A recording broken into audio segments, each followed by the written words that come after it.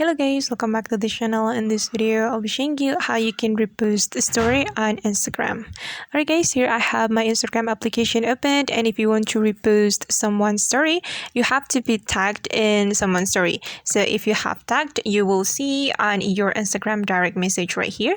Just tap on the Instagram direct message, then this is the notification. So someone mentioned me in a story. So you have to click on it. So this is the account that tagged me on the story, and then you just need to click on add to your story right here. Just tap on the story, then just wait for a moment guys,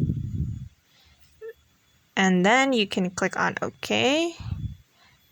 Alright, and if you want to change the size of your story, you just need to tap on it, and then you can zoom in or zoom out like this.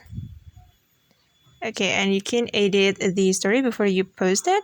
You can put tags and a sticker as well. Then after you're done editing your story, you can click on your story right here.